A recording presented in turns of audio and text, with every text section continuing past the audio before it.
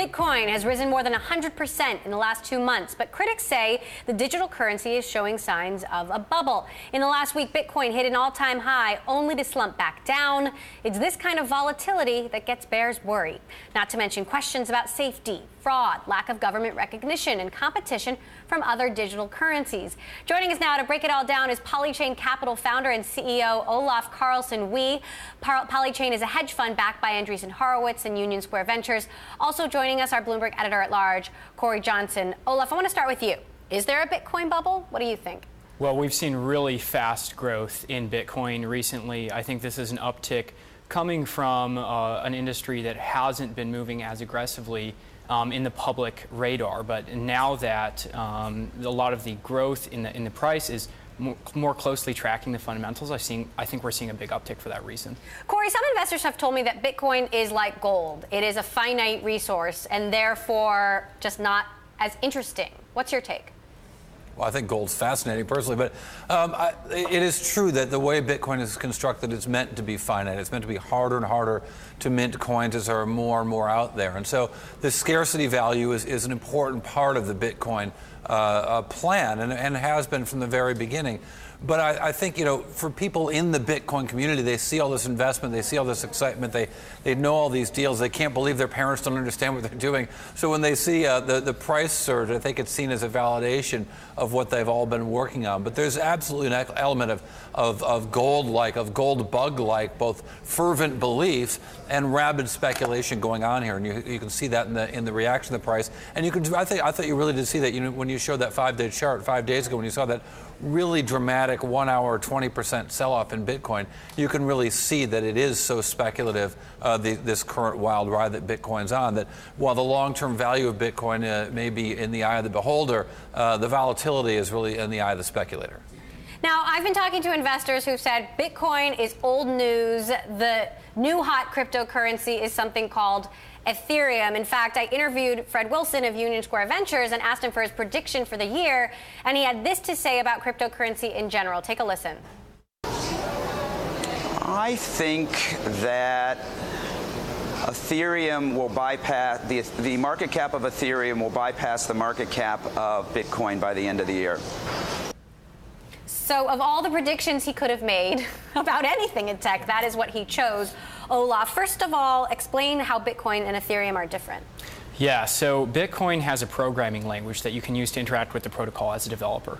It's a very limited programming language. In Ethereum, this programming language is much more expressive.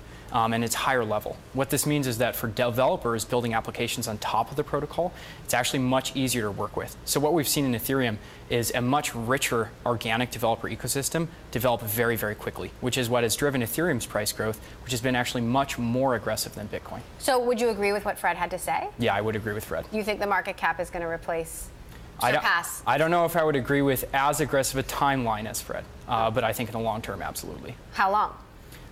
I would give it I would extend that out 1 year. So maybe by the end of 2018. Interesting. Corey, what are your thoughts?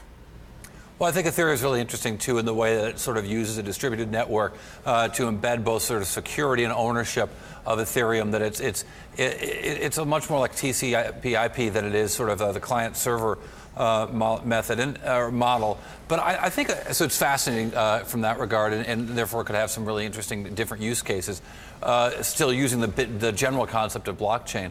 But I think that the other problem is that it's harder and harder to use Bitcoin. And one of the big issues that I think not a lot of people are talking about in the Bitcoin world are how hard it is to close a transaction. The speed of closing a transaction in Bitcoin is getting exponentially worse. And it's been happening, interestingly, coinciding with the big rise in the price. But it's just hard to do a deal on Bitcoin right now. We're showing a chart right now that shows how long it takes to get a confirmation on the Bitcoin network of a Bitcoin transaction. And it's getting slower and slower, and that may be a problem that's embedded into the actual coin itself, so that the Bitcoin can't really get out of its own way with this problem. There's been a lot of discussion of this problem for some time, well over a year in the Bitcoin community, but the fixes haven't worked.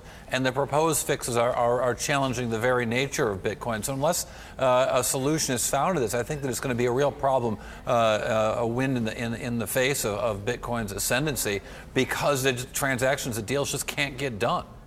What about the safety issues here, Olaf? I mean, we just covered this big ransomware WannaCry hack attack, and the hackers were asking for ransom paid in Bitcoin because of the anonymity. Will that change?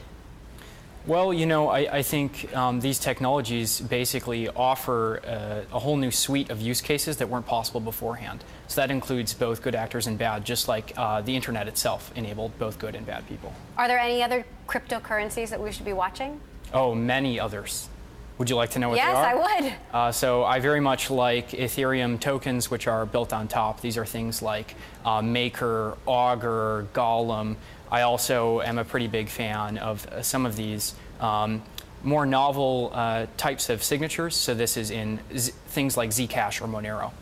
When do you think these are going to go mainstream? I mean, when will the average novice consumer be paying for things in Bitcoin or Ethereum tokens, whatever it is? So I think we're absolutely still in the kind of infrastructure building phase before we're ready for user-facing applications. But I do think within 1 to 2 years, we'll start to see the first viral applications that are user-facing.